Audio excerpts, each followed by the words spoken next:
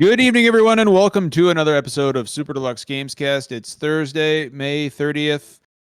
Did anything happen today? No. Other than the 34 counts of PlayStation games.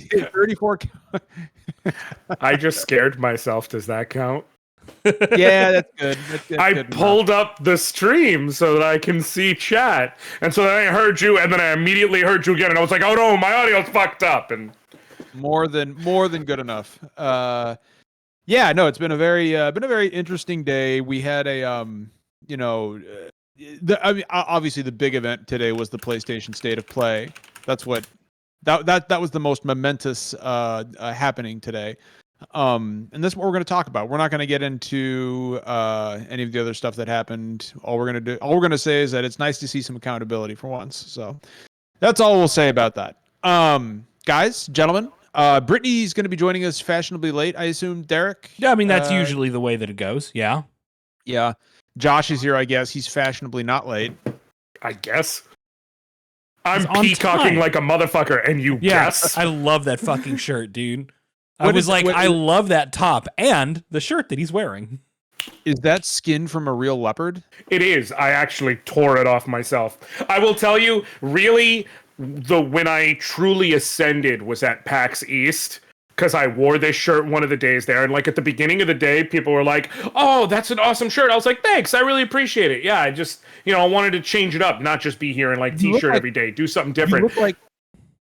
Go ahead. No, by the end of the night, I had multiple to where it was like, hey, I like that shirt. Yeah, you fucking do.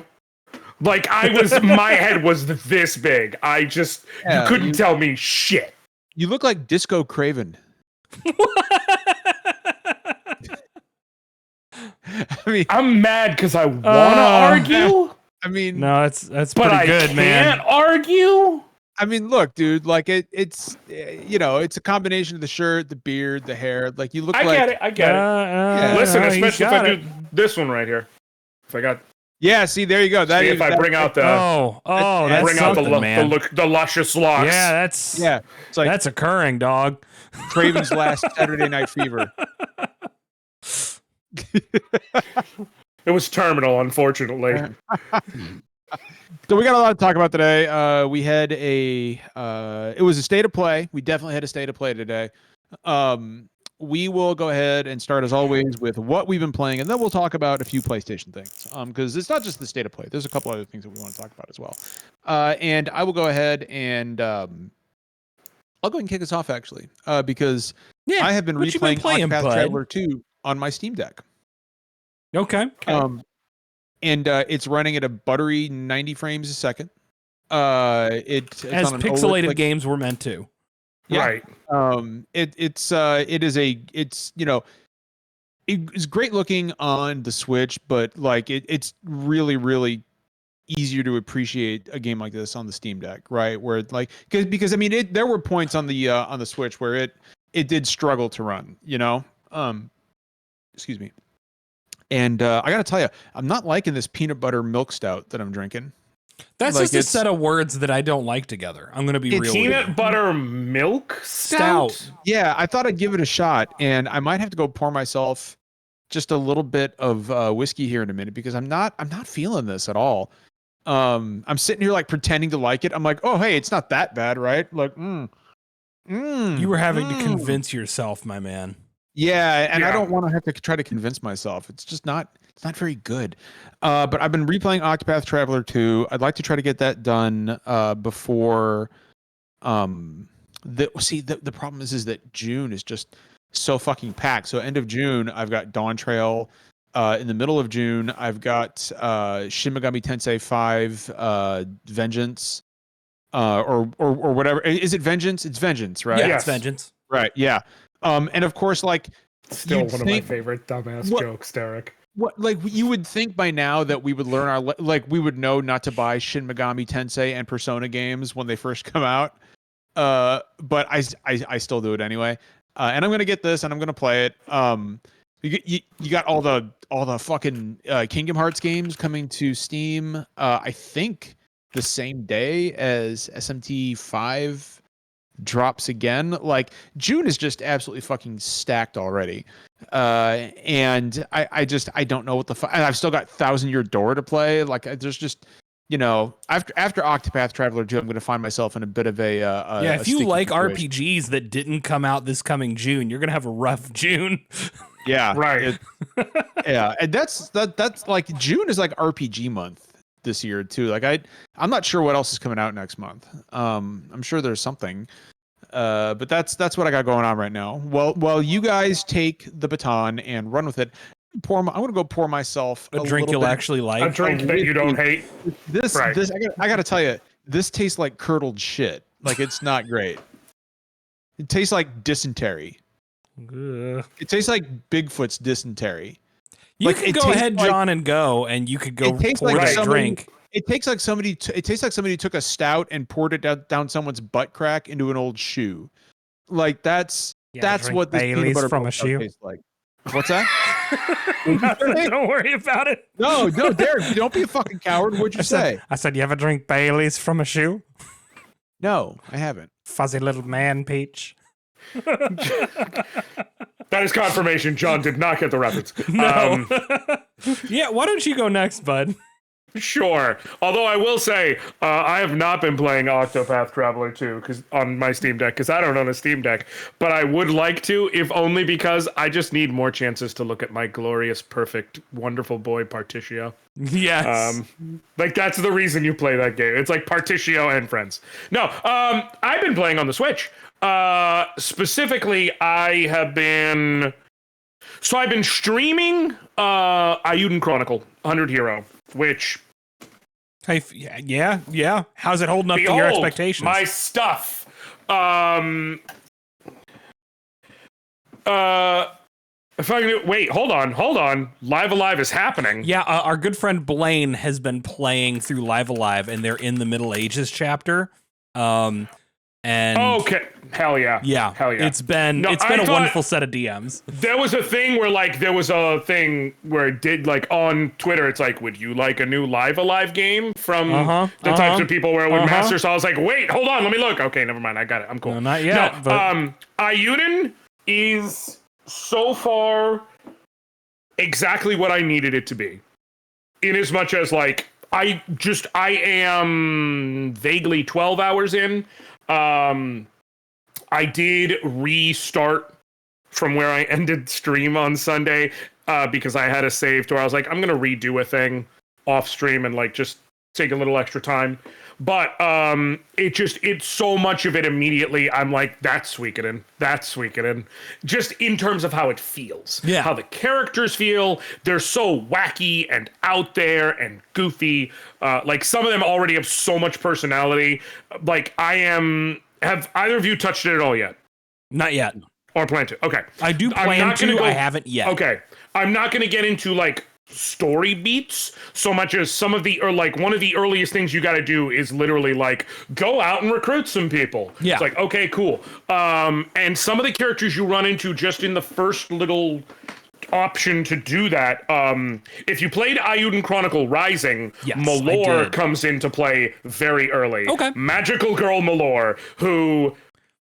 Let me tell you, okay, Justin, all I can say is Magical Girl Malor, have you watched Sailor Moon? Or are you familiar by concept? Yes, definitely. She is a Sailor Scout, and more specifically, she's Rini. She's Chibi Usa. She's small, she's short, and I'm not exaggerating, she literally calls herself Magical Girl Malor on the hunt for love and justice. And she has to defeat evildoers. She has a unique special attack where she casts a spell and launches at enemies, and it's the shape of a heart, and it's called Magical Cutie Shot, and her rod is literally just the fucking moon prism rod. Like, it's they very couldn't be more blatant girl if shit. they tried. Yeah. Another character you run into very early on is Francesca. She is a healer.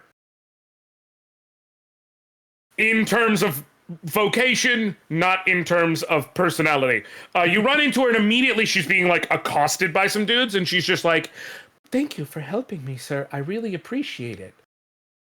Then the fucking switch flips. And she looks at them.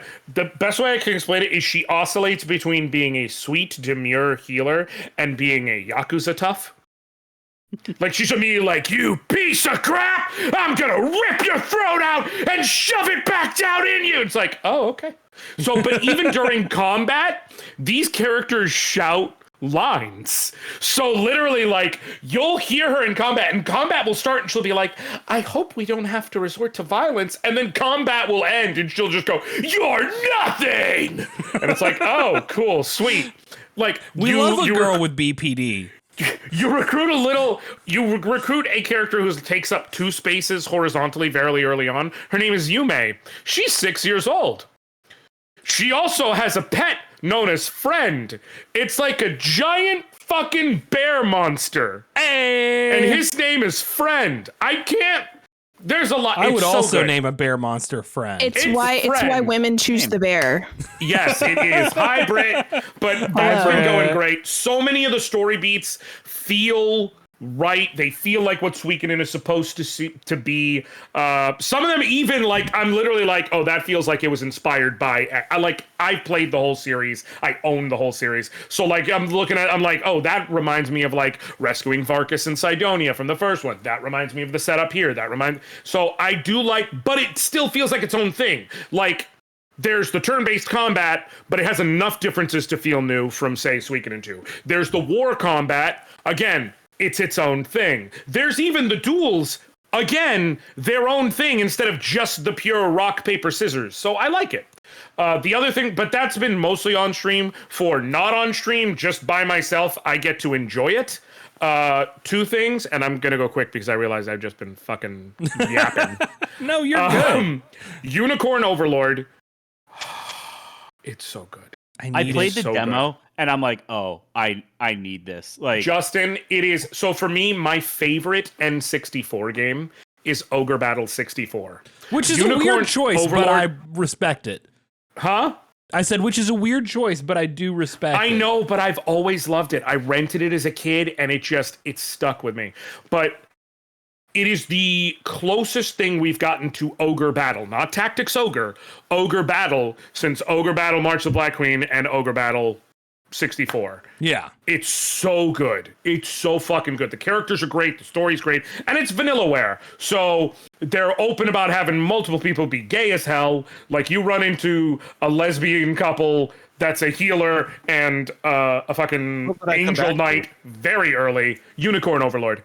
It's just very good. And then I have been fucking around on my own 2 years ago. 2 years ago? 2 years ago. I might be lying to everybody. No. It was 2 years ago.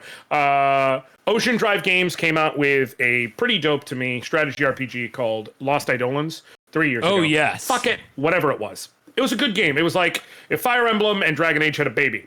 I got access this past weekend before even the beta goes live to a special friends and family test build of Lost Eidolons Veil of the Witch, which is literally just Lost Eidolons roguelike. Yeah, I played that at PAX.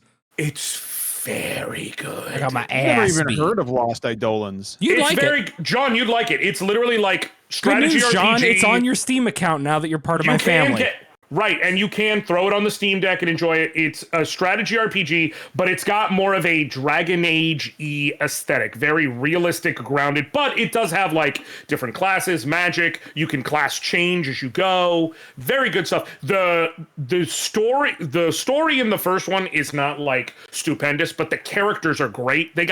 For being their first game, they got fucking choice voice actors for it. It was one of Billy Kometz's last project. Joe Zege's in there. Like, really, really good quality people. This new one is, there's 9 playable characters, but you can go 5 on any individual run. But each one of them feels so well crafted. And one of the things that really stands out to me is there was a very clear effort on the part of diversity with the playable characters. Out of the 9, literally half of them are women. You have diversity of body types. You've got, big burly dudes. You got twinks. You got women in big heavy armor ready to smash shit. You got a little bit of everything. One of the guys, probably my favorite character, Marco. He kind of looks like me if I was jacked. He's got a prosthetic arm He's just disabled, but it doesn't matter. He wields a battle axe and fucking wrecks shop on the battlefield. It's a dope game. Everybody should keep eyes on it. If you go to the Steam page for it, you can click to try and get into the beta for it, and you really should. It's good times. I'm sorry. You're a fucking idiot, John, and I love you. No, anyway. I saw something that's on the official Konami shop, and I just can't really. Is it the Suikoden shirt? No. I really can't wait to talk about it. Okay. Bustin, what you been playing, man? Hi, Britt. So I've mostly still just been playing Destiny. I haven't really had the money to pick up anything else.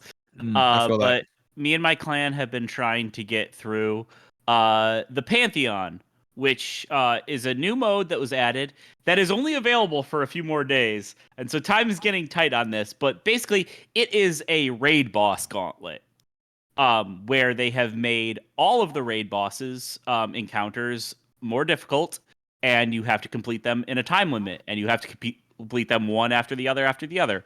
And there's 4 difficulties. Each one adds encounters to it. And we have gone through 3 of the 4, but the last one is going to be 8 raid boss encounters in a row, with each one also being more difficult. So, like, you have a power deficit for each one. So the first week is -5, which is not too bad. Second week is -10. Third week is -15, and then it's -20. Which -20 is what they do for the contest mode for day 1 raids. It is one of the hardest things I have ever attempted in a game. We have to get 6 people together, and it has been really difficult. But Destiny by really, itself is really, like not an easy game, so I can imagine yeah. doing it with like all those negatives. Yeah. So it's been really, really satisfying and really, really fun. And we're so close to getting it, but You're edging it. I'm not. Yeah, we're close. I don't know if we're gonna have the real time good. to finish up because the game goes down for 24 hours maintenance on Monday because the new expansion, Final Shape, is coming out on Tuesday. And so Is it really? Is it Tuesday? yeah, No shit. yeah. So I'm very, very, very excited for that expansion. But So, yeah, so like- we're trying to work on getting the Godslayer title before Final Shape comes. So we'll see if we make it or not. So Justin, I could not. So I haven't played Destiny in years, and if you ask me right now, hey, what's going on in Destiny 2? Like I would open my mouth to answer, and my eyes would look in separate directions, and I would immediately explode into a singularity. Is the Traveler a villain? Did we ever discover if the Traveler is actually evil? Like, is the Traveler still around? The Witness, which is the entity behind the Black Pyramid, the Black Pyramid ships that were kind of teased for a while. I remember those. They were teasing those forever. Yeah. So the Witness is like the entity behind all of them. And it has carved a giant triangle into the Witness and created it has got into the Traveler and created a portal. Final Shape is us going inside of the Traveler. Oh shit! I'm inside the Traveler. Hell yeah, I'm in. I'm in. Let's go. Traveler, I'm inside you. Yeah, so we're going inside the Traveler into the Pale Heart. Enough And for people who want the Traveler to be in them. Hey. And yeah, it like Am I fired? This expansion is all about like, you know, taking on the Witness, and like this, like the Witness has been like what has been built up as like the big enemy of the past 10 years of Destiny. This is the end. This of is the Destiny end of 2's storyline, right? No.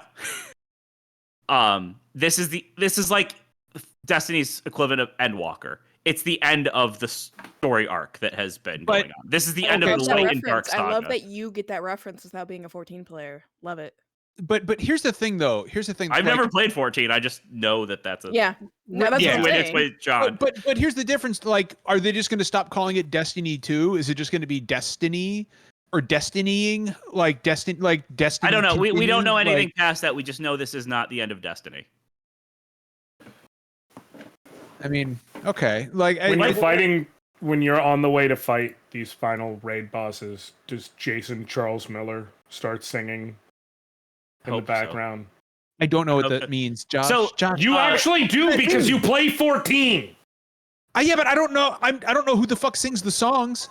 The guy who sings Close in the Distance, which is what you hear on the final walk up to Medion. He's the guy who sings like all of the shit.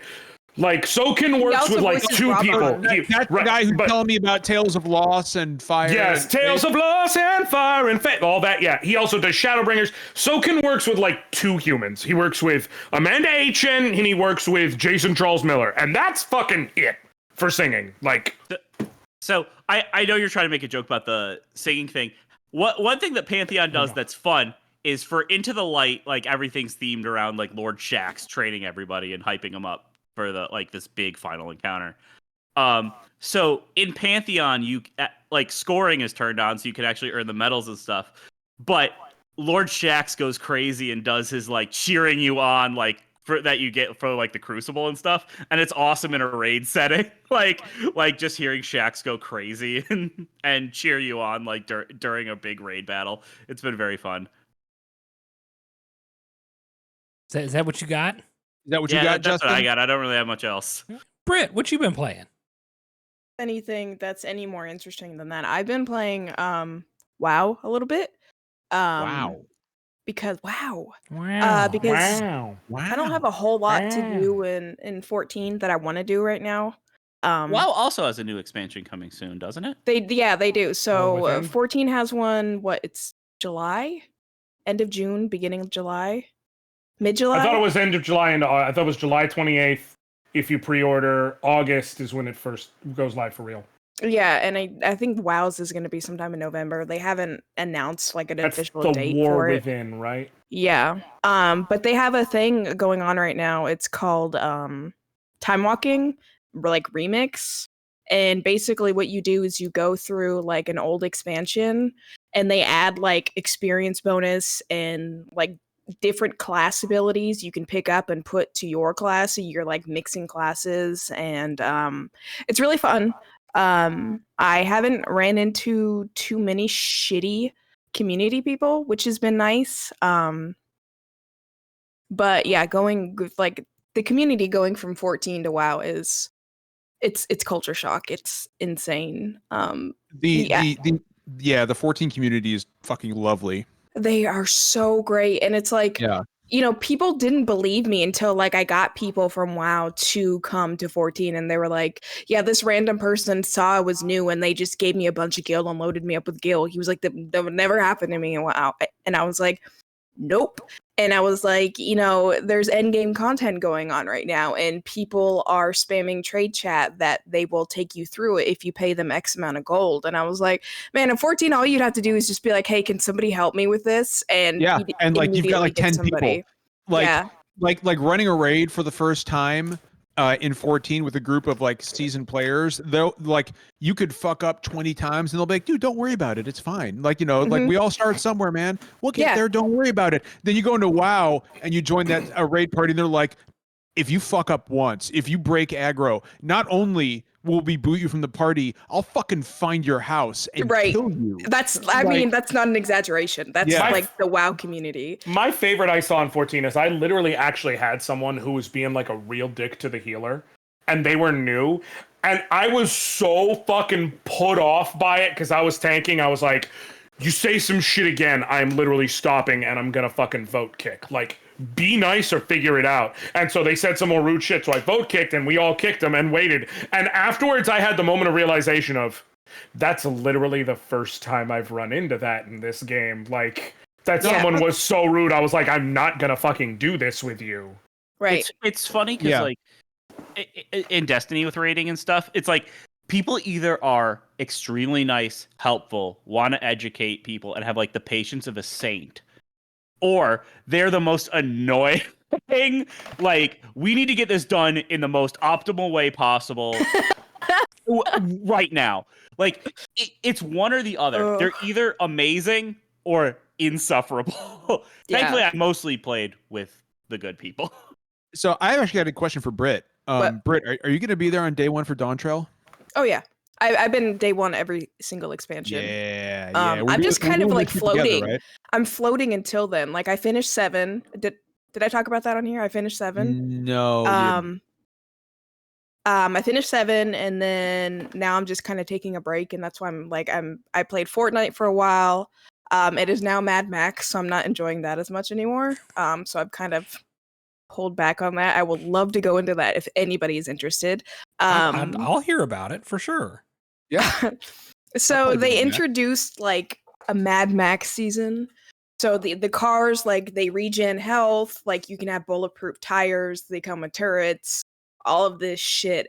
And the sweaties and the big streamers who play Fortnite are so mad. They are so fucking mad. Like, you go through any like Fortnite social media right now, and it's literally just like these sweaties just, this is the worst season ever, because like if you don't have a car, you're fucked. Like, that's the season. Like, there was one where I saw a video of a guy who's like, what the fuck am I supposed to do about this? Because like it was him, the storm had all the way gotten to where it's like there's only 2 people, and it's him against a literal fucking car with like a rail gun on it. And it's like, what the fuck do you do? You can't do shit. Yeah.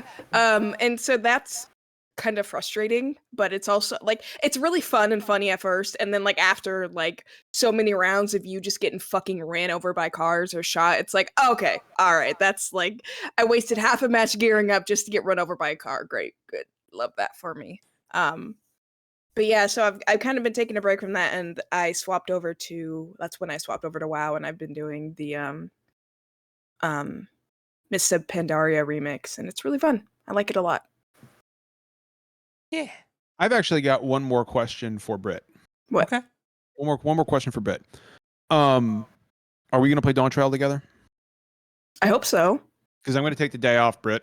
I'm there on launch day. I'm taking the day off. Can I ask you guys a question? No. Let's continue. Jesus Christ. How are you gonna be so all mean? Around me are familiar faces. Actually, no. Josh, ask your question, and then I have. I was just gonna say, can I play with you? You son of a bitch! Yes, of course. Fuck you! Of course, but I'm gonna go unlock Viper by myself. It comes with a price, Josh.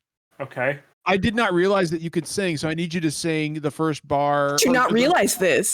John, I didn't know this. He does it all the time.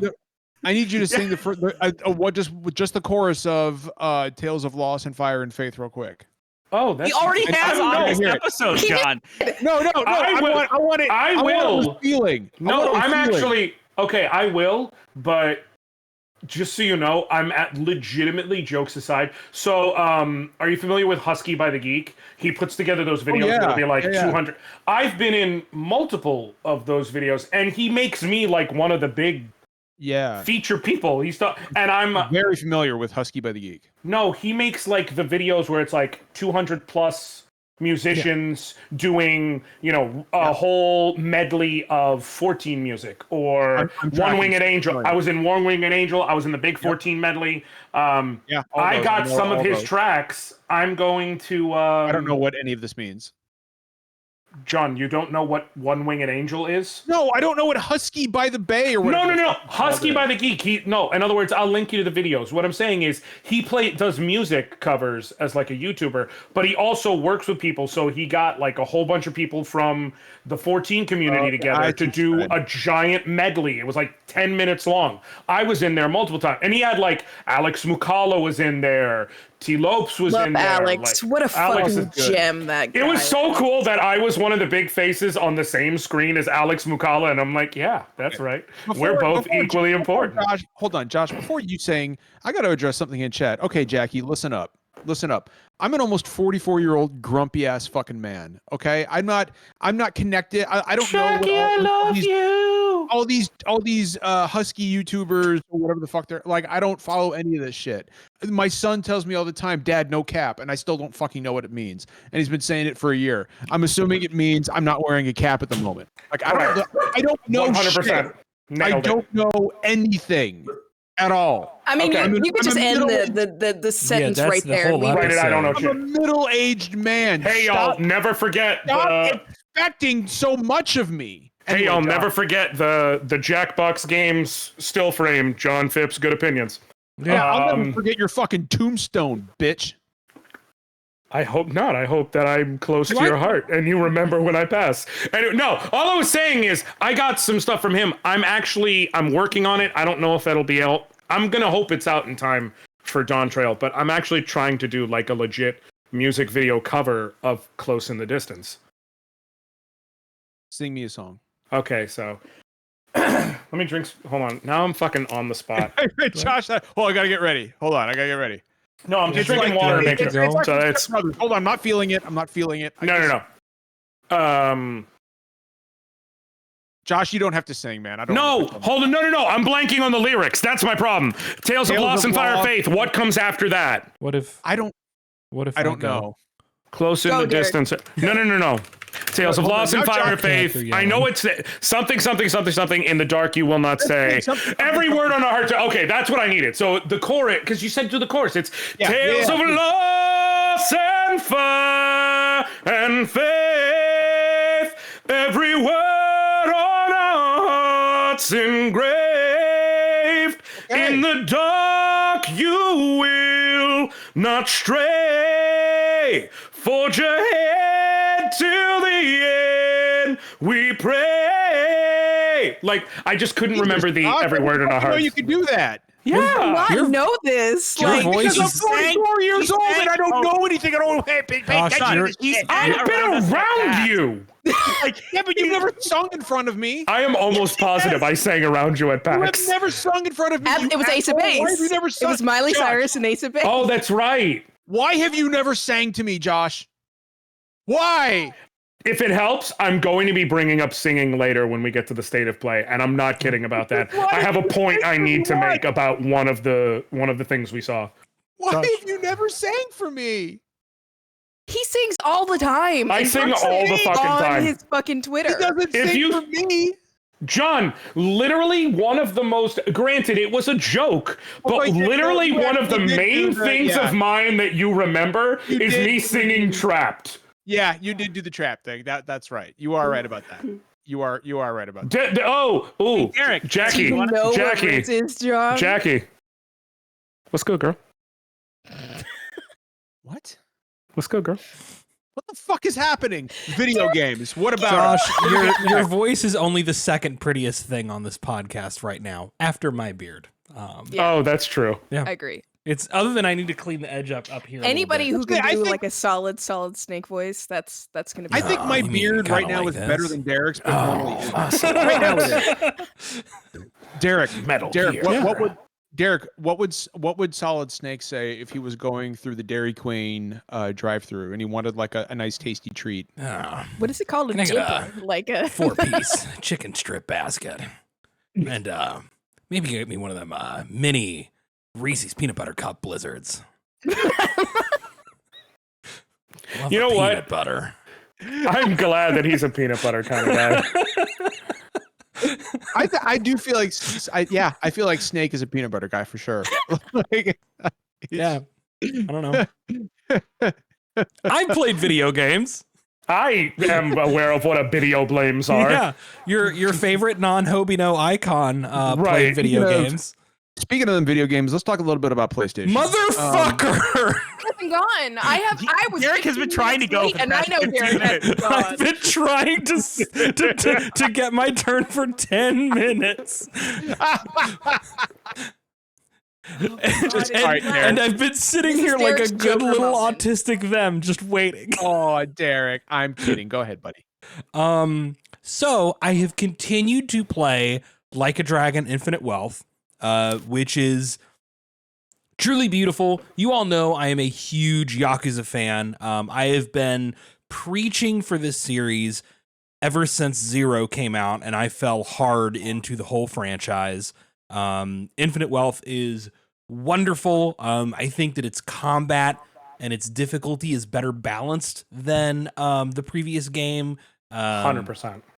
I think it's possible to jump right into it without having played any other Yakuza games. Like, obviously, it is significantly better if you know these characters from before, but like they give you what you need to know to catch up. I think the biggest thing is, at least from where I'm at so far, right? Because I recognize the story could go places. The biggest thing is, I think that there's a lot of weight behind Kiryu as a character that you do not get as a fresh player to the series. That you kind of have to have an attachment to the series for it to be... To really understand how big of a deal it is when Kiryu shows up and plays a major role in Ichiban's story. But again, I'm early. We'll see. But I'm loving it. I will tell you. Only good so, things about that series. I will tell you this. I'm first of all, how far are you? I mean, I just got what's his name, Tomizawa. Oh, you are early. Yes, I'm early. Okay. Early. I will tell you this. You get more out of it for knowing Kiryu. I know someone who has played it who I've heard two ends of opinions. I know one person who literally is somewhat familiar with Kiryu, but never really got into the series, whose wife was a big fan. And then she saw me playing Infinite Wealth and she got so entranced. She was like, fuck it. I got to dive in finally. Like it just hooked her.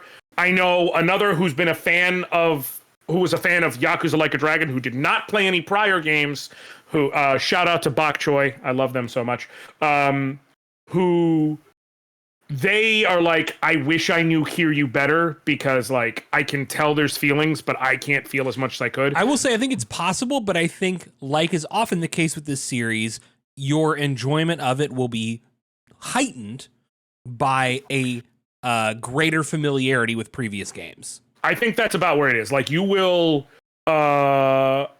what's it called? Like you will enjoy it best if you've played the previous ones. I think you don't have to play all the previous ones. I do think you should play Yakuza Like a Dragon at minimum before this one. So much of it is built on the prior so long story that you could play through several earlier games, but like, yes, it's just how it is. But as far as how I will tell you right now, I've beaten 7 Rebirth as well. Infinite Wealth is my current game of the year. I think it nails its everything. Part of it is that well. Yakuza Like a Dragon 7 does everything so well up until the end. Yakuza Like a Dragon and Like a Dragon Infinite Wealth. Like if there's one other one that somebody would play before this, it is the previous game, just because of how much more heavily Ichiban's games are leaning into like the progressive social themes of the stories. Like the series has always been like socially very left leaning. Socially very much about like acceptance and breaking down a lot of like toxic masculinity, but the fact that the Yakuza 7 is built around like the ways in which like the plight of the homeless and the ways in which people end up unhoused and how impossible it is to break out of that cycle, the ways that it talks about the relationship that polite society has with sex work, and then the ways that like Infinite Wealth starts off very heavily laying the groundwork for themes of like criminal recidivism, how impossible it is to get out of a life of crime when polite society refuses to let you rejoin it. Like these last 2 games have much more shit to say instead of just being broadly progressive character focused crime dramas. Yep. So I got a question. Yeah. I got a question. And Derek, you probably don't know the answer my to this. Cuter with or without the glasses? This is important. With Keeping. Are you? I mean, what? I mean, I don't. Never beating the allegations. I don't know what you're talking about. Anyway, Josh will probably know the answer to this. So, Josh, you mentioned like how you mentioned earlier, just how much like Infinite Wealth nails it. Like, speaking of nailing things, do Ichiban and Sachan finally... Buddy, we cannot even begin to explain how bad it is to ask that question, bud.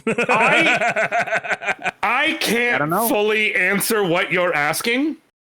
Do they because fuck? I cannot fully answer what you're asking.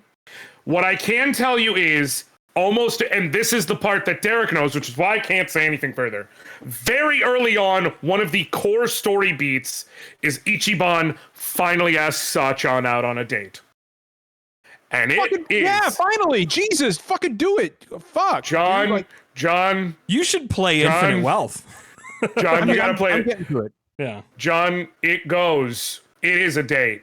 And there it is something that is an undercurrent for basically the remainder of the game. That sounds deep. It is something. Yeah. I'm trying. I need you to I can say understand. as little as possible.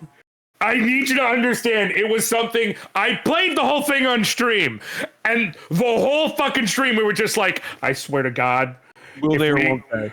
there's just I can't. John, I can't we're not allowed to explain talk it. You just at need all. to play You it, just man. need to All play it. right. I know you're gonna love All it. right. I will tell you, and again, everything Derek said is great, is true and accurate. Like one of the things they get into right off jump, they get off the whole ex-Yakuza 5-year law in Japan, and how literally it's like, okay, you left the Yakuza and you're gonna come to polite society. Cool. You are not allowed to do shit in polite society for 5 years. And it's like, well, how do you expect these eat? people to reintegrate into the world?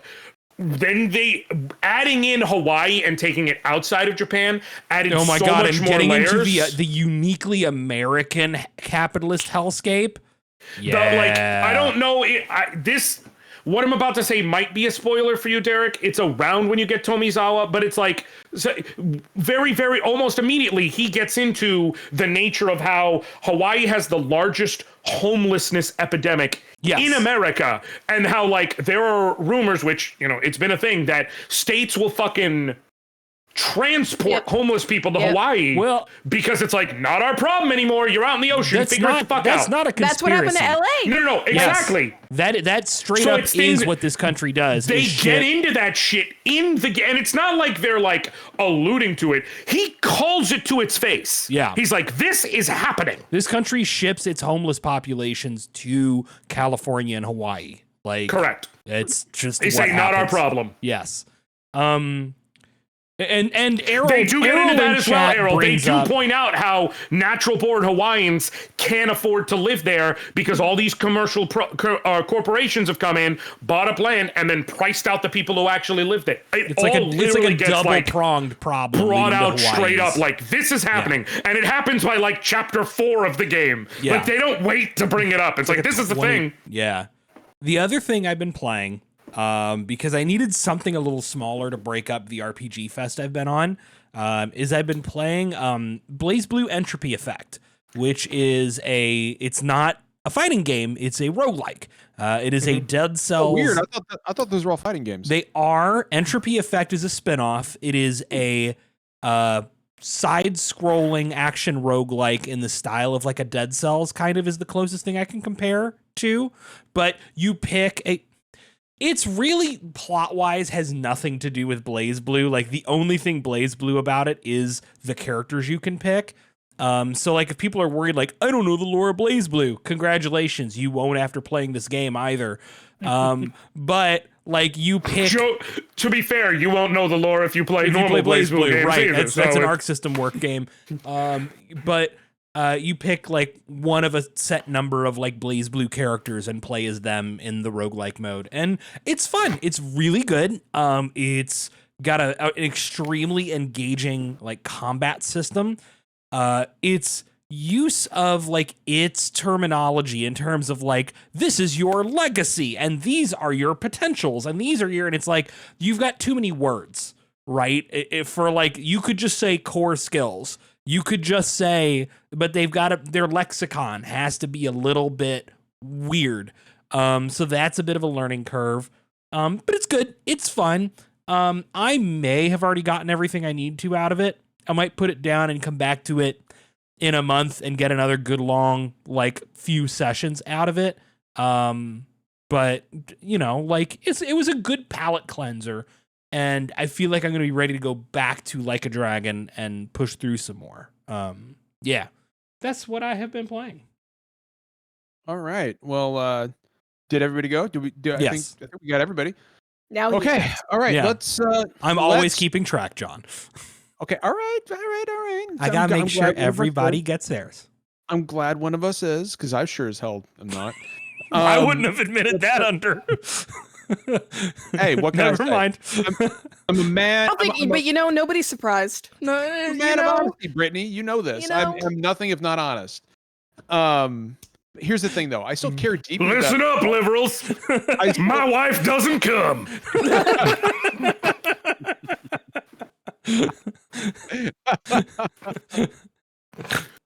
I haven't been able to satisfy my wife in 15 years, but at least I still vote Ruby Red. Yeah. Disclaimer. Why did you turn into fucking Scott? Disclaimer. John's wife loves him. Real quick. My wife loves me a great deal, actually. Yeah. John's wife loves him immensely. Disclaimer. She does. In fact, she's been sending me weirdly sexual text messages recently. Yes, we know because you tagged. Yeah, because all of you SDGC. you DM everyone. Like, hey guys, check this shit out. My wife thinks I'm hot. It's usually one of the 3 tweets of yours that you DM me a day. We're just not mad about it because it's adorable, and we're all really glad that the two of you genuinely love each other like Look that. how much my wife wants to bang me. Like that's how you should be. Right. That's how you should be. Talk about the state of play. All right. Well, this actually, is before we talk about the state of play, I want to bring up damn it. Will you calm down? It's related to the state of play. Before we talk about the state of play, folks, just so you know, today's episode of SDGC is brought to you by Skillshare. Are you trying to learn? Today's episode of SDGC is brought to you by milk. Just milk. The concept of milk. Shut the fuck up. Or wait. It's brought to you by. Do you remember the incredible edible egg? Yeah. Can be brought to you by eggs. The incredible edible egg. Brought to you by eggs. This episode. They come in 12 counts. They come in 18 counts. Brought to you by eggs. If you're a fucking psychopath, they come in 36 counts. I want to talk about a statement that Herman Hulst made.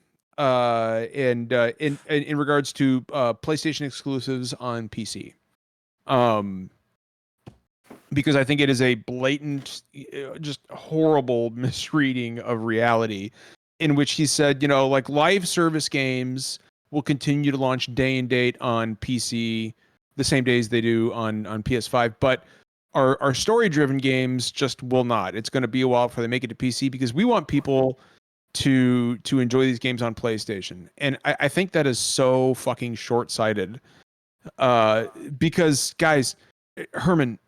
Dude, and you guys tell me if I'm all fucked up here, but PC players are not going to run out and buy a less powerful system to play a PlayStation. It's not even about more or less powerful. This is just like as a PC first person, like this is my ecosystem. This is what I've invented in. My office here, where my computer is set up, is my safe and comfortable room. Like I have a PS5 and I have not bought Final Fantasy VII Rebirth because I'm going to wait the year or 2 for that motherfucker to hit PC. That's just what I'm going to do. And increasingly, that's where PC gamers are, is they're just going to wait. So, well, and like Roranado in chat makes a really good point, right? Like you're muted, I think, Josh. I'm not. Josh, you're muted. Oh. No, he's talking to somebody else. Okay. Oh, he's talking to somebody. Okay. Roranado makes a good point. Talking to my kids real quick. Sorry. Yeah, you're good. Gotcha. Roranado in chat makes a good point when he says no day and date release makes sense for PS Plus, but not for PC because these are very different audiences. Yeah. And he's right. He's 100% right. And this is one thing where Xbox gets it right. And PlayStation just continues to get it wrong. Here's the thing, though. Xbox's sales have cratered, and I think people at PlayStation think it's because all of their games are releasing day and date. I think I'm not the same thing. Yeah, you might not be wrong about that. I mean, obviously that's not the reason, but well, it's not the only reason, but I do think it's a factor, and I think especially like Sony is in a very different position than Microsoft. They do not have the development resources to pivot to like full on mega publisher. PlayStation as a division is more important to the overall company of Sony than Xbox is to Microsoft. I think they have to make sure that they don't tear into their own platform too much because sorry, Justin, but just watching Josh yell at his kids silently is just fucking making me laugh. So it's like, listen, they're very, very good boys. When they fight each other, that's children's job. Especially when they're fighting over something like they don't need to fight about. It's like, bickering. Why are you fighting with him? Because you don't just come to me. Just come Final talk to Fantasy me. 4 is better. No, Final Fantasy 6 is better. Yes, that's what the argument is. Both you fuckers, go to bed. Justin, please continue. But yeah, I think part of it is just one. I also think a lot of their teams that make narrative focused games just do not have the technical pipeline in place to be able to release on multiple platforms simultaneously. I think that's probably a core part of it. I mean, maybe, but like, well, I wouldn't be shocked, but that also ties into the fucking dev layoff cycle of everything. Yeah. If you're constantly churning out all the people who you have on your team who know all your systems, you're going to have people who aren't going to be as proficient as your systems. Get them out on other systems in a timely manner. 100%. I think it cannot be argued, if you like pay attention to this industry, if you are educated about this industry, it's very difficult to argue that it is a bad call to release your games on PC same day as you release them on console, right? The audiences are just too different. There's too little crossover. Most of the PlayStation audience does not want a gaming PC. And most of the gaming PC audience doesn't want to move off of it. There's a little bit of wiggle room. There's a little bit of that flex in there, but by and large, you're mostly just selling to more people when you put it on PC. Yeah. I mean, Derek, plus, here's the thing for me. I fucking hate PC gaming. I've done it before. Yeah, exactly. And I cannot stand it. A lot of people do. And I don't know. And this has been a whole thing with more and more games getting ported to PC. I'm glad more people are getting to play games and stuff. But like lately, a lot of people that have invested a lot into their PCs are just like, well, why don't I get everything the same day? And it's like, well, maybe you have to wait for some stuff.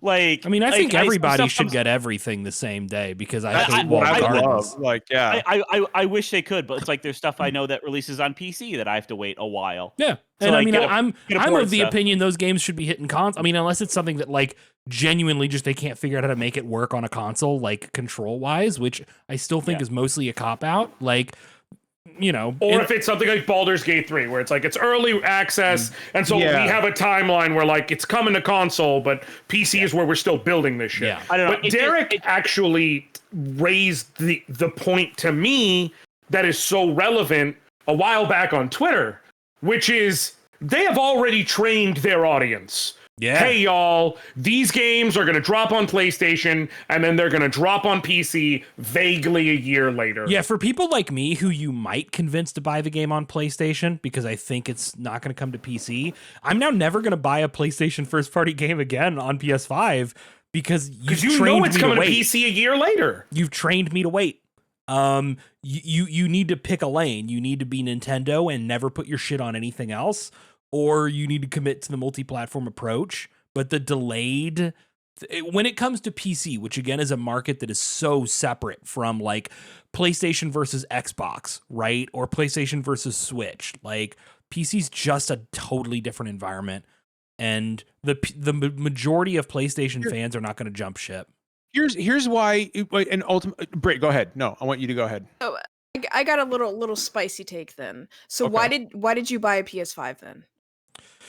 Well, because at the time there were games coming out on PS5 that it didn't look like would come to PC, and since then a lot's changed. And I'm gonna be honest, if now, like, I kind of regret buying my PS5 at this point.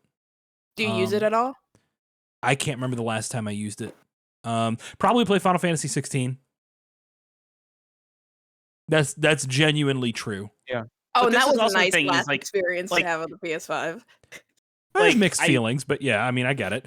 I've seen more and more people just talking about like, hey, I want to get rid of my consoles and go to PC. And it's just like, I don't know what the answer is because I want everybody to be able to play everything when they want to. But like, also, I do not want consoles to go away. No, they're not going to go away. And I do not want it to become like unprofitable to keep making consoles and keep making higher end consoles and not do here's the something thing, like though. Switch. Hold on. Here's the thing, though. Because that is for me how I really like to play games. No, for sure. And I really like having. It is something just with me. Like I really like having built for purpose hardware, like specifically for one thing. And I've never had I've never had a big desktop PC since I was a kid. I can't afford it. I don't have the space for it. And it's just on some level, I feel like I don't know why. Like, it seems like people are more upset that they might have to wait a little while for some of these games to come to PC than they are about getting them at all. Than they are excited about getting them at all. It's very weird, like, to me, because I don't understand it. Because I think it's cool that more people are getting to play these games, but like, I don't know why people are more upset that they have to wait a little bit than they are excited about being able to play them. Okay, so first before I go, I just want to make sure Britt had a chance to finish her thought. What was that, Britt? I said, yep. Okay. You know, and this is the last thing I'll say about it, because we should get into the state of play. But you know, the way I see it, you know, somebody who has a PC and a PS5, if Sony releases a PlayStation, like a first party game, day and date on both consoles, it doesn't matter which console those gamers buy it for, they're still buying the game. Somebody with a PC who doesn't have a PS5 money on the PlayStation version, but somebody who has a PS5, or somebody who has a PC and a PS5 isn't spending money on that game. Somebody who has a PS5 and a PC isn't going to run out to buy a PC to play it on a more powerful system. They're just going to buy it on the fucking PS5. So they literally John, I'm confused because you said in both situations he meant right. What he meant to say is, like, no one's buying either a whole PC or a whole PS5 for one game. Right, yeah. And if they have both, like, you're not really losing money. And Derek, your point is they do make better margin on the PlayStation version, but plus you are losing so many sales of PC units we don't that get to hand covers ring. the difference the bottom of line is this. Margin. But the bottom line is this: consoles are almost always, until the last years of their lives, sold at a loss. Always. Where these companies make their money are on software, not on hardware. And I would think that they would want their money makers. I would. What's that, Derek? I said, yeah, but then they sell accessories and services, and right. But the majority of their profit is made from first party software, far more than consoles. Accessories is a big chunk of margin. And also, like, a lot of it is getting people into the ecosystem and buying stuff on because they get a chunk Network. of every game that's sold on PlayStation, right? I mean, they're getting a chunk of every copy of Street Fighter that's sold on a PS5. But here's the reality, right? Square Enix, we everybody doesn't get to sit around and hand wring over how rough Final Fantasy 16 and 7 Rebirth sales were, without acknowledging the fact that they were PS5 exclusive games. That a bunch of people who would have played those have not yet played those because they're not on a system they own. That's just a reality, and you can. So fucking glad that Square's over that attitude now, man. Maybe. Oh, absolutely. We gotta see for publishers, for like big publishers like Square. Yeah, I thought you said Republicans. I'm like, oh Jesus, Justin, what the fuck do Republicans? But that's kind of no. They should absolutely brace full. That's I think where my real frustration comes in is I wish that a lot of these publishers would pick a lane. Right? Are you gonna be exclusive or are you gonna be multi-platform? Because this delayed stuff is bad for everybody, regardless of where the first launch is and where the delayed launch is. I don't like that Dragon Quest Monsters 3 was a Switch exclusive and maybe coming later to like PC and PlayStation. That could have been everywhere. And it would have been better for that game if it was everywhere. More people would have played it. 110%, dude. I don't like that the recent Final Fantasies have been, by the way, this is all Square Enix, have been exclusive to PlayStation, and a bunch of people who want to play them haven't been able to yet. Look at, and the flip side of that is even for a lot of these third-party publishers, like the last two Monster Hunters. I'm a big Monster Hunter fan. We're gonna bring up Monster Hunter again in a minute here. Monster Hunter World and Rise both launched exclusive to, well, okay, World came out on PlayStation 4 and Xbox One. And its PC version was super delayed. And, you know, Capcom, part of that approach was probably like, we can soak a second sale out of some folks. It's a little skeezy and I don't like that. Rise was a Switch exclusive until it wasn't. And that game would have been better served if everybody could have played it at first. But it is better to have these games late than not have them at all. Again, Nintendo is the actual worst player in the field about this stuff, not Sony. So You know? but that's also. I mean, those games, Nintendo games, are never going to come to any other console. So well, we sure. might as well give that up. But I'm tired of hearing that. Because but people that's always just say reality, it, and it's like, yes, I know. That's why I said it. That's why everyone always says it. The sky is also blue, right? Like it's a non-statement. It doesn't change the fact that it would be better for everyone, just about, if Nintendo's games were even late on more systems. Imagine if, Xenoblade Chronicles 1 and 2 were on PlayStation Systems and that could PC run right it? now. Right? And maybe Well, not also 3. Pokemon maybe Scarlet not 3. and Violet. Yeah, what if Scarlet and Violet were on systems that it still wouldn't run well? Are you kidding? That's not a hardware problem. Come on, man. Those games are made in PowerPoint. No, people got it running beautifully on PC emulating it. Really? They literally, and this was like within 2 weeks of it launching. People were showing this game running in a smooth 60 FPS. Someone on Miraidon just fucking marching around in the fields. You're seeing the grass waving and shit. And I was like, are you fucking kidding me? Well, I weirdly don't mess with Switch emulation, even for stuff I do own. It's just a thing I don't think to do until the hardware's passed. So one thing I do want to say, just hang on, just Justin. Go ahead. Go ahead, real quick, Justin. Yeah, I don't want to seem like I'm coming off like against PC ports. I'm really glad people are getting these ports and getting to play these games at some point. I just, I understand what the concerns are, and I hope and expect the timeline to at least get tighter between the initial release and the PC release. But the one thing I also do want to emphasize is like porting to PC is harder than it's ever been. Lately, a lot of studios are struggling it. Naughty Dog, who is known as being a very accomplished technical developer on console, did in-house a port of The Last of Us Part 1 that did not turn out well on PC. Yeah, that's pretty rough. And it has since been improved.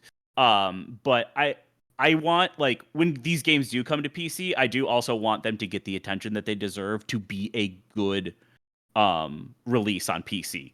I really, and if sometimes maybe it has to be a little bit delayed to do that, I think people would appreciate that more. Because I've seen like a lot of coverage of a lot of really bad PC ports. And a lot of these games are really great, and it undermines how good these games are. Because sometimes it's no matter what hardware you have, people with 4090s and stuff are still like facing like stutter issues and things like that. So I do think also just making sure the PC port is really good is a very key part of it as well. All right, I want to go ahead and jump into the state of play, which, as we all know, happened today. And there were some mixed feelings about it across the board, I'd say. Some people loved it, some people hated it, some people thought it was fine. I feel like most people have been publicly underwhelmed by every games presentation in the last 4 or 5 years. And so I don't agree with that. I didn't see it. I accidentally slept through it, so y'all can just pretend tell like you the highlights. Hell yeah. Right. Y'all can let me know what was interesting. So Britt, let's start non-sequentially. Let's start with how they started it, which is the low point, I think. Oh yeah, so they started it with whatever Conch Shell, Contrails, or whatever the fuck it's called. Concord, right. Sony started with a 7-minute like CG. No, Derek, it was 9 minutes. It was 9 minutes of CG Britt, short film. Here's the funny thing. It's really not that weird for what it is. It's not. It's just that it's such a ripoff. 7 fucking years ago. It's Overwatch, except it's it plays like Overwatch, except it's actually like Kroger brand Guardians of the Galaxy. Yeah, it's Guardians of the Galaxy. But it's literally, it's a first-person 5v5 hero shooter. But what I mean is, like, the first video they showed us, you know how Overwatch, they'll do, like, the story animatics? For characters. Yeah, it's that. It was like a whole animatic thing for a team of 5 of the characters that are going to be in it. And then they went and showed the actual gameplay footage. Guardians of the Overwatch. But it's literally just Guardians of the Overwatch. Like, that's what it is. A third of the showcase was this one game. It looks fine. But it doesn't. No. When I say good, I mean, like, it looks, if that's your thing, like, I'm interested in trying it and seeing how it feels because I like Overwatch. If you don't like in other words, if you like Overwatch, you might like it. If you don't like Overwatch, you will not like it. Probably the same presentation at that Marvel Rivals game, which is like, if you're gonna get me to play, I did hear about that. If you're gonna get me to play a not Overwatch, it's gonna be that one. So the difference with that though is that's third person, and I know it sounds pedantic, but for some people it matters. You said it was called what? Concord, like the jet, Concord, or the grape. Okay, it's called Concourse. Or the grape. I was gonna say the grape. It's called Concourse. Not beating the wine mom allegations. So here's the thing. They spent 9 minutes on a CGI trailer for a game we saw no gameplay for. That it's going to come out. We had gameplay. 5 minutes later, no, there was barely any gameplay. It was just a CG trailer. There was a decent chunk of gameplay right after. There was gameplay. John, did you have a stroke? Yes. Now, there was like 3 minutes of gameplay. First it was that video, and then it was just straight gameplay. All right, fine, but whatever. This game's going to come out, and 5 minutes later, nobody's going to remember it. That's going to be a flop. It's going to be horrible. And I'm not saying that this will not be Helldivers, y'all. I want this game to succeed. No. I think it probably will flop, and the reason why is because Overwatch, with Overwatch 2, they're now on a free-to-play model, so they're going up against a popular established franchise that's free-to-play, and they're going to be dropping a pay-for game. And regardless of whether it's the first-person, third-person split, people also know, well, Marvel is about to drop their 5v5 shooter, so if I'm only going to pay for one, which one do you think is going to be more popular? Yeah. Being a Square Enix influencer is rough when it comes to games like Foam Stars. I remember when we all played that. We're all like, yeah, it's a video. No, I was rough. I mean, I was fair, but it was rough. It was bad. Way I was able to enjoy it is I was drinking while I was playing. We were all drinking. We were all drinking. And then Don joined, and poor guy. Yeah. He was not prepared for our negativity. We had one thing I did think was kind of cool though about Concord. Like I still don't have strong feelings of it. It was announced a while ago, but it was just again a CG thing. I do think it is kind of cool that it is coming soon. Like, it's kind of rare for, especially like Sony, to announce a game that's dropping, in 2 months. Dude, they announced this game like 7 fucking years ago or some shit. No, it was announced last year, but we didn't know anything about it till today. We didn't know what kind of game it was till today. I'm pretty sure it was longer than that, but I mean, regardless, it was a weird way to open your state of play, and that game got more screen time than any other game. Here's the ironic thing. I don't know that for Sony, it was a weird way to open their state of play. Because this isn't even the first time they've opened their state of play with an exceptionally long video about Guardians of the Galaxy. God, you remember the Square Enix presentation for Guardians? I was dying. I was like, fuck, we get it. Guardians of the Galaxy. It happened again. If I had a nickel for every time this happened, I'd have 2 nickels. So I don't. So I got to talk about Silent Hill 2. It's dog shit. Oh, it looks bad. Is it? No. It looks real bad. It looks like they were like, hey, you know what Silent Hill 2 really needed was like an in-depth combat system. But no, it also doesn't look great. It looks like Silent Hill. It looks like Silent Hill 2 as made by someone. No, well, yeah, but as made on my fucking YouTube. As made by someone who's at Full Sail University, and I say that with all the respect that I can muster. This is a really big budget PS3 game, is what it kind of looks like. Yeah, you guys cannot fucking tell me that Bloober Team looked at James Sunderland and wasn't like, you know what we really need is to make him look like Leon Kennedy. Kennedy. Silent Hill Transmission. Oh, it's another Silent Hill game coming out. Spoiler. Also looks like dog shit. All right. Transmission was specifically Konami's separate stream that they did for extra Silent Hill stuff. There was a trailer at the State of Play, and then they did an extended look at their own stream. And that's what what Derek said. The focus is so much on combat and everything we've seen from Silent Hill 2, and it's like, guys, you are missing the fucking point of Silent Hill. Plus, the voice acting is atrocious. It's not great. Silent Hill is a game that the one who said it best, Gita. Yeah. She was talking about it, and she kind of said it best. Silent Hill 2 is a game that is purely about vibes. And if the vibes are off at all, it doesn't work. Right. And the vibes are not correct when you're having an abstract daddy boss fight with shotguns and fucking Resident Evil action. Like, no, you've fucked it. You've missed the point of Silent Hill. The thing about Bloober Team is like their entire career has been ripping off Silent Hill badly and showing that they don't understand what makes Silent Hill work. They can't do atmosphere to save their lives. Yeah. They are one of the most, like, they have proven themselves as a developer that should not have been handed this project. Yeah, that's their whole career. We got a release date at least. We got a release date. Bloober's one game that was kind of interesting and really cool was the one game that they made that was not like, hey, let's try to make Silent Hill. You're talking about Layers of Fear? No, I'm talking about Observer. Observer. Okay, that was actually pretty good. Yeah, that game was actually really cool. I will give that game credit, but the rest of Bloober's games have all been just dog ass. The same kind of cloth. Can we just all agree that the focus of Silent Hill has never been combat? It's always been like a psychological horror.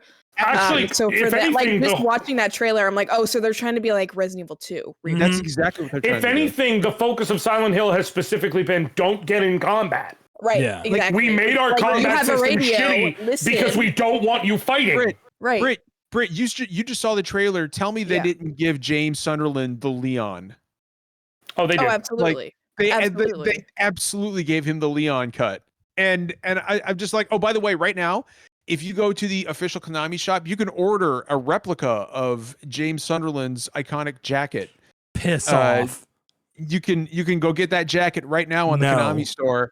Or you could just go to a fucking army surplus store and get an old army jacket. Also, maybe remember who James is as a character and the things he's done.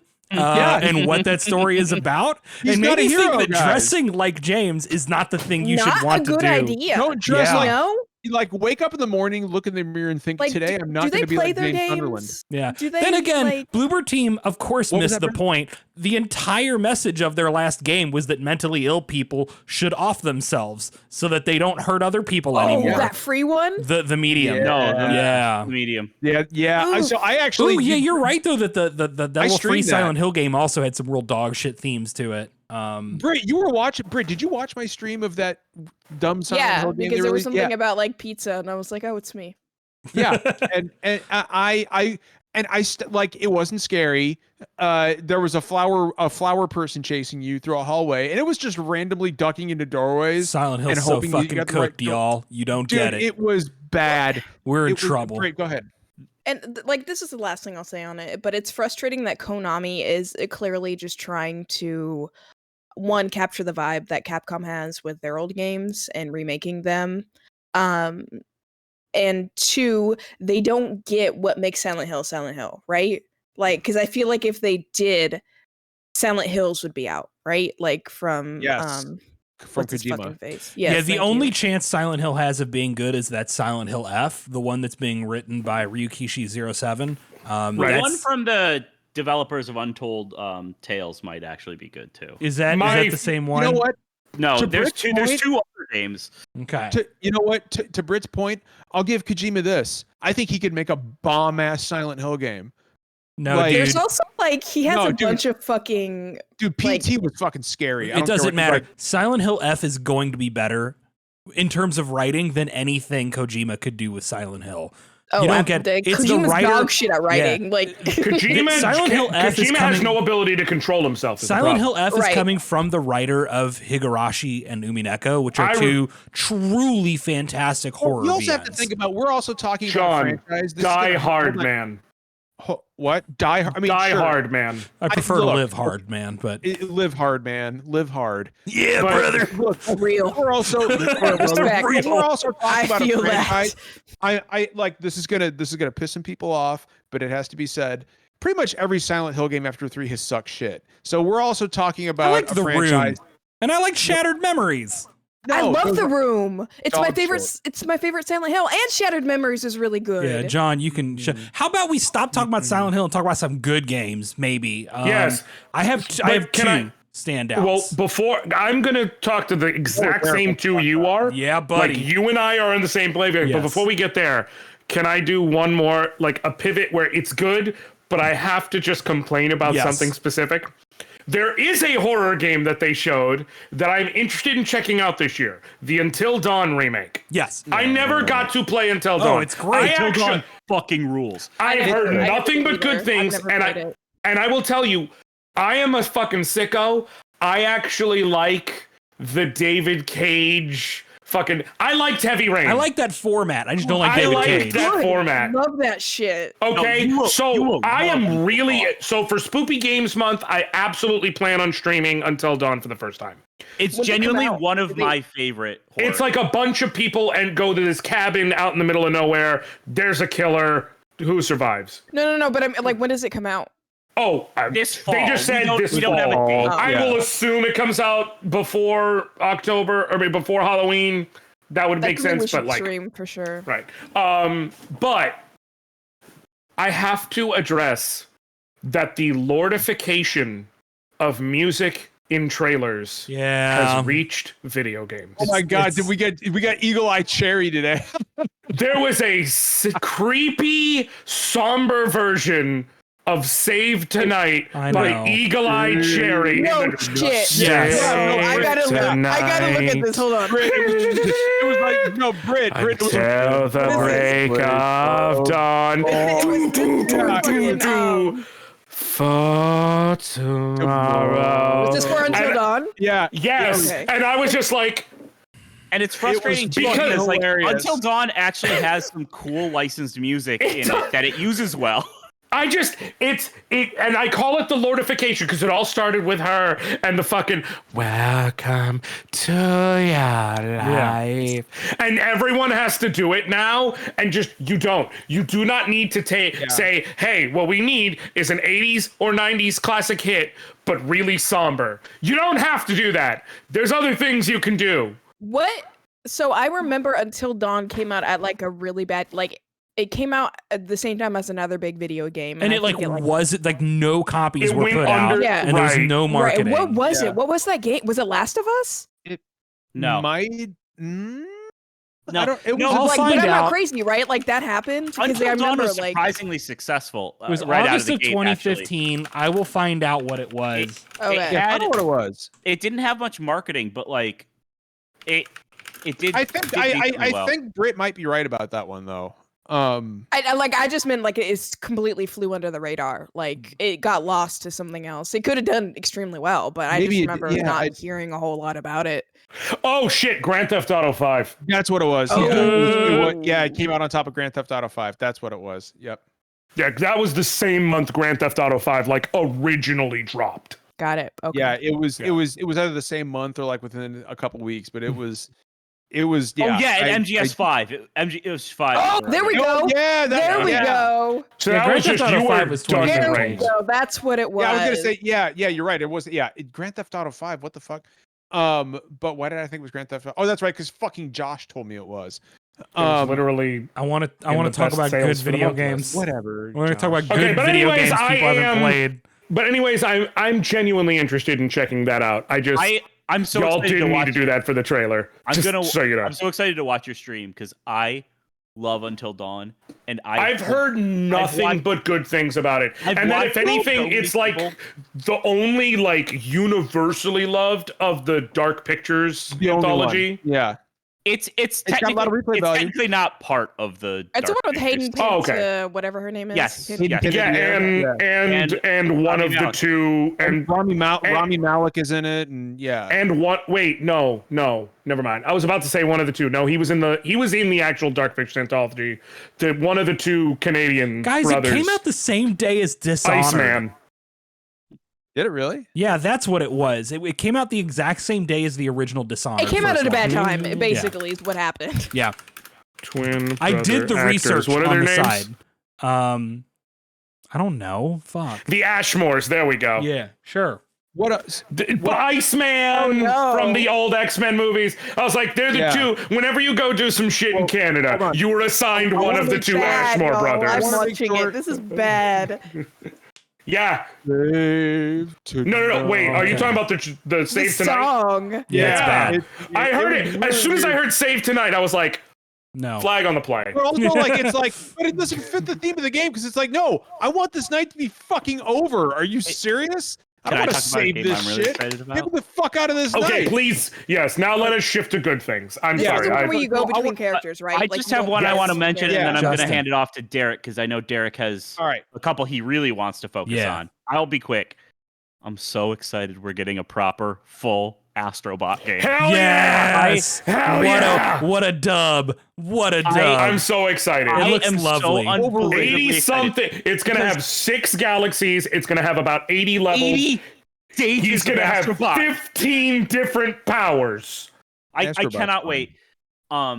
Because a lot of people have only played Astro's Playroom, which came with the PS5. Mhm. Which, if you haven't, play it because it's Yeah, great and it's free. It's free. You have it. It's worth the It came time. free on your fucking PlayStation. It's free on your fucking PlayStation, yeah. But bad. it still very much is a small, a small scale thing. Astrobot Rescue Mission for PSVR. Unfortunately, a lot of people haven't been able to play it. That game is one of the most brilliant, amazingly designed games I've ever had, and that game was such a wonderful experience. And I really hope that this game can echo like that one for a lot of people, because it's going to be definitely way more accessible for a lot of people to check out and play. I'm just so excited. I'm really glad that Sony has been given Astrobot and the team behind it a chance to kind of do something more than just some of these smaller scale and more experimental projects, because I think it fills in a gap in PlayStation's lineup that has been sorely missing for a really long time. It has a great spirit to it. It feels like it really cares about the history of PlayStation, past and future, utilizes the technology well. It still has, like, Astro's Playroom still has some of the best uses of the DualSense that I've seen. And I imagine that's going to continue on. I can't wait to Astrobot see proper. what they do with it in this one. Like, I'm just so excited about this game. And it's not too often that platformers come along that I'm that excited for these days, especially like mascot platformers. And so I really hope this game finds a good audience. And I'm so excited that it's coming out soon. It's coming out September 6th. So again, it was not announced before. It was just straight up announced today, out in a few months. And I'm excited. I love Astrobot. I've got right here my little Astro Nintendo. So I am excited. Yeah. I have All right. 2 huge dubs. Yeah, I was going to And- make sure that Derek. I wanted to make sure that Derek had time to talk about Yeah. this. We have the same dubs, We have the same Derek, huge just so you're dubs. aware. Let's start with this more niche one, okay? Mhm. Which is Dynasty Warriors Origins. I am- folks, we might be fucking back. I think we're back. Yeah, so like I actually My mental I love illness. Dynasty Warriors. My mental illness may be cured. Like, I am so. I saw everything setting up, and I saw Omega Force. I'm like, we're back, baby. And then I saw, wait, who is that? I was like, is that Lu Xun? Who is that? And then they're like a nameless hero, and I was like, is this going to be a spinoff? And then I saw Dynasty Warriors Origins, and I'm like, we're back.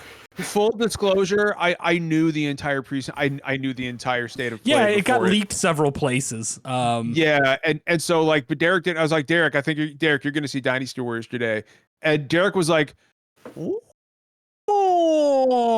Yeah. Well, so here's the thing, right? Like, Dynasty Warriors. I knew that was something that Derek would want to see. The Muso, like the Warriors franchise, has been relatively stagnant for a long time. The last major update was Dynasty Warriors 8, right? It's cool. We'll get to it. Oh, We'll no, get I to see what it. you're saying. Update.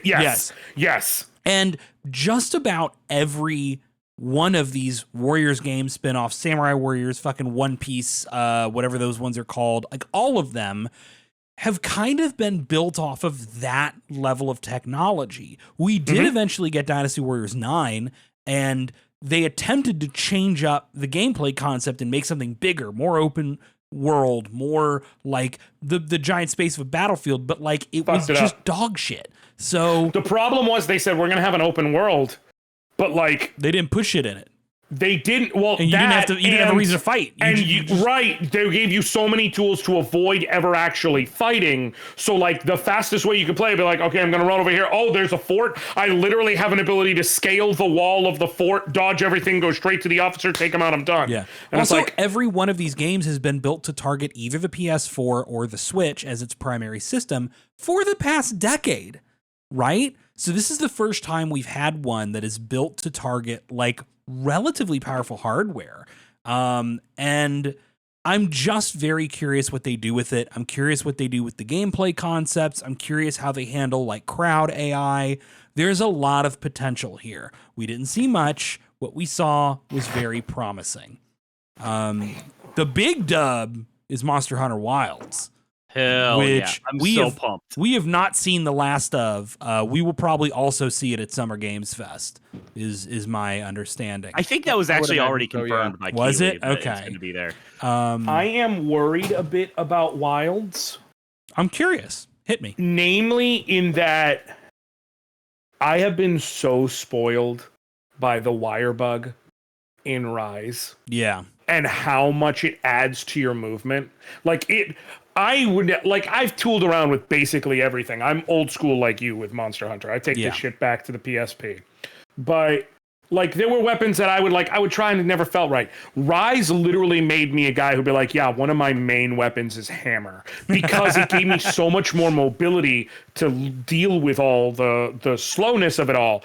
And I don't know that I could go back. So I'm curious, but then because in the trailer, I'm seeing like you got a sword that converts to a gun. No, what? you can keep two different weapons. Right, and then that's what I was about to say. And then it's like, oh no, you can have multiple weapons. That's what it is. Okay, and right, that's what. So I'm like, okay, that does change the math a bit because it means I can experiment with shit for specific moments and then kind of switch to what's comfy if I need to. Yeah, I see what they're going for. Right, they're going back to World, right? This is clearly a Monster Hunter World sequel.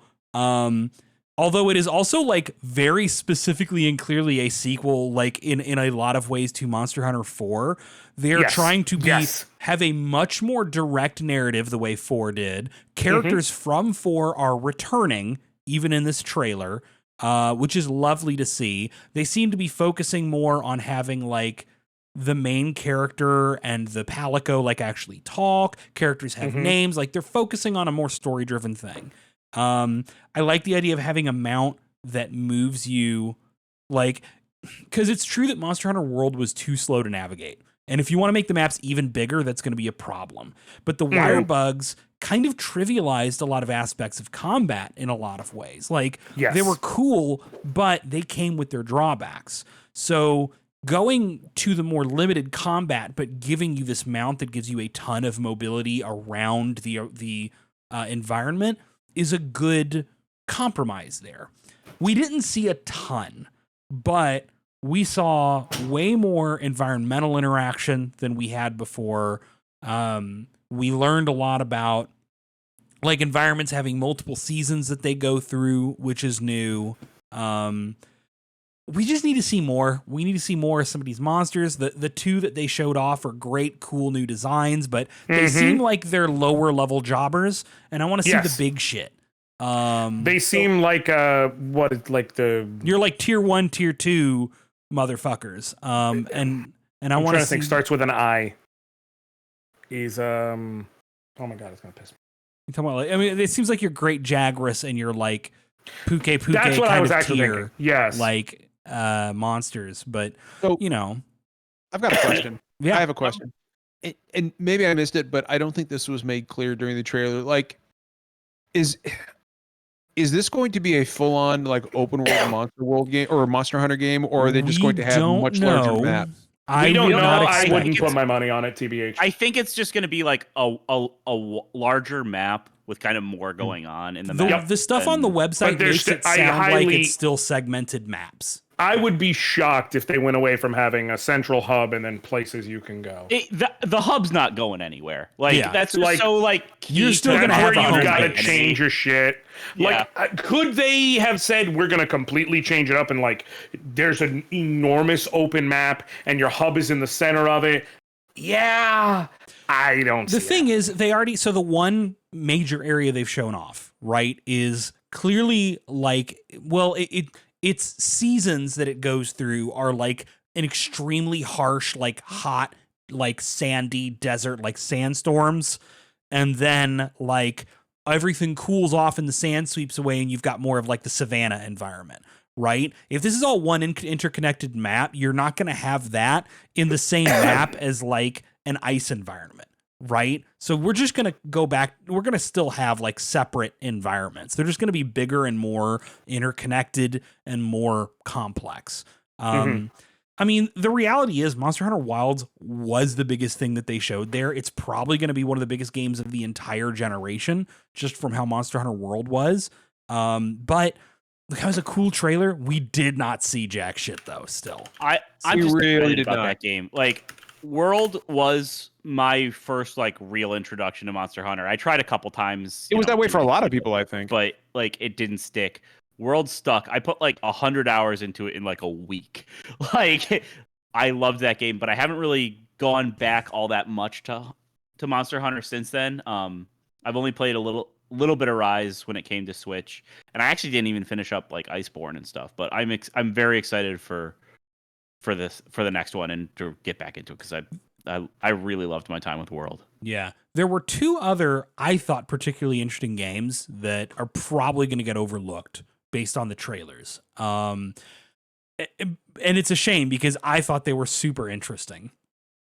There was... I'm guessing you're going to say Antara and Winds? Yes. Yeah. Ballad of Antara and Where Winds Meet. Ballad of Antara seems to be moving more into... Like, it's clearly kind of Souls-inspired in terms of its aesthetic.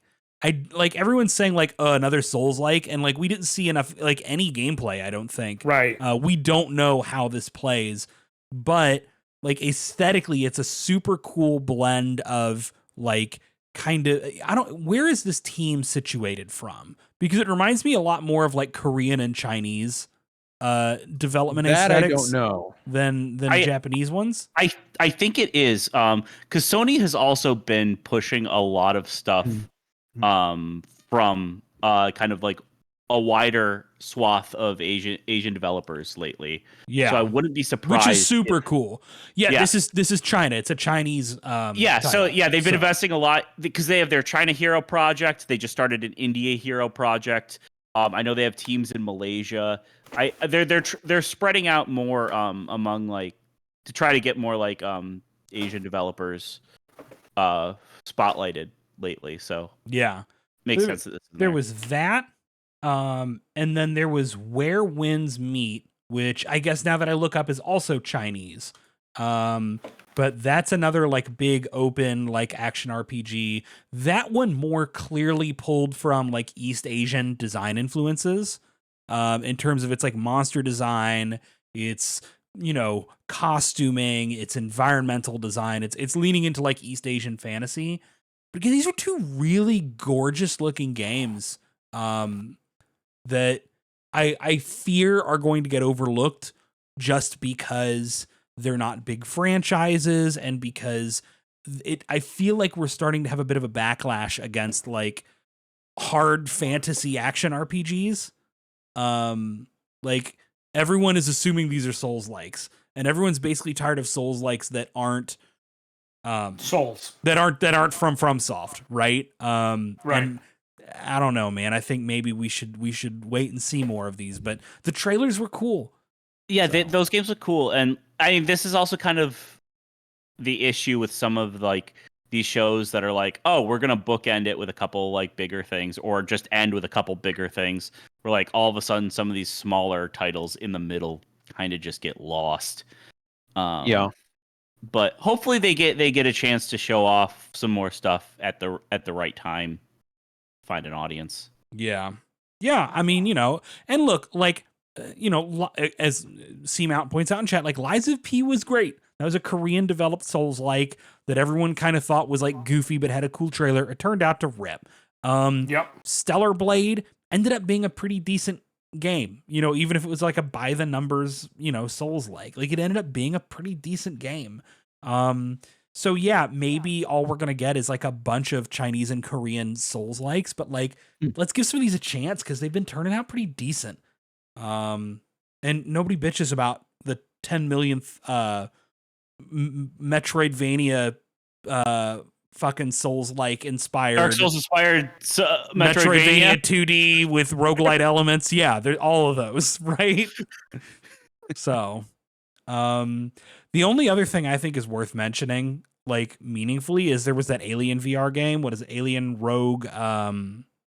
Shit, what was it called? Rogue Incursion. Right, sure. Yeah, the Alien game, which we saw like 3 seconds of. Yeah, but dude, like it's an Alien game in VR. Yeah, I love VR? it. I mean, it's Alien. Yeah.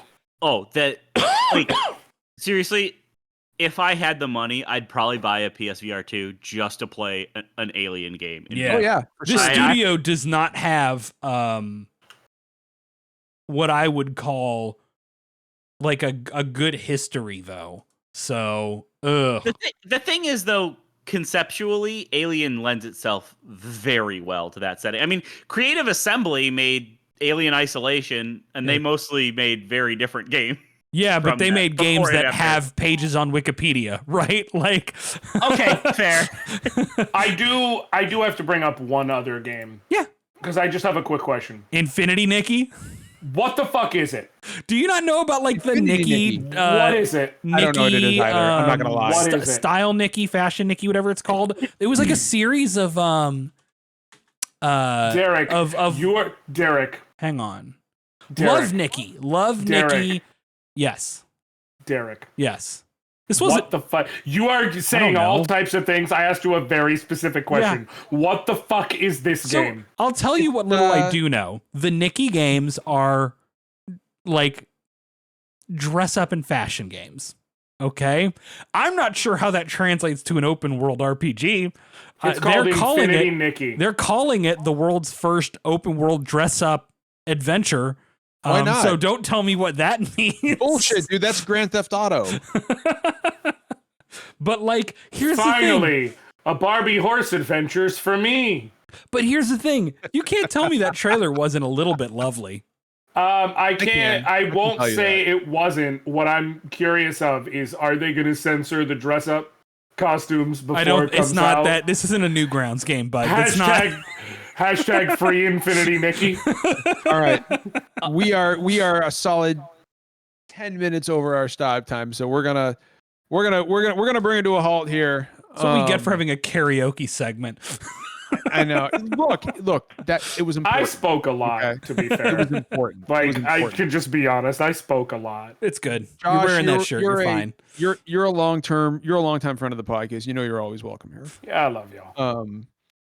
Does anybody have anything? Right, it's very endearing how you're chinning the microphone. Yeah, you're like yeah, it's very. It is. Is that a verb? Endearing is a it is now. Endearing is a very good word for it. Does anybody have anything they would like to say before we leave? Before we sign off for the week? Next week is going to be hell. Next week, yeah. So next week is actual Summer Games Fest week, right? That'll be on Friday though, so we don't have to cover that one next week. Okay, that'll be 2 weeks. But yeah, it's going to be brutal. But the actual like stage presentation is next week. Yes, there's several. Okay. There's a bunch. There's so many reveal events happening over the next week or two. Okay. I don't remember what weekend we were doing it, but Derek and I are having a birthday stream. I think it was going to be not this weekend, but next weekend, because it's the weekend after both of our birthdays.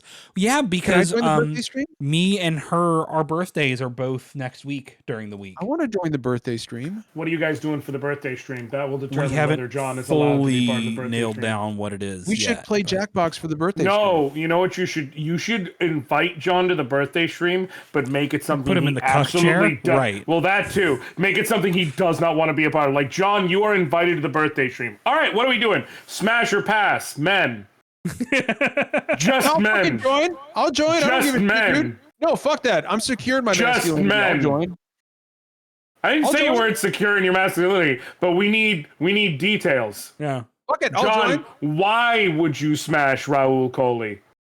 I don't know, because that man's got a tight ass. Is that going to be your answer for everyone? Yeah, probably. Okay. Man. This is why they pick the bear. We don't know what we did. God, it's so good. All right, everybody. We will see you next week. Take care of each other, and remember, kindness costs nothing.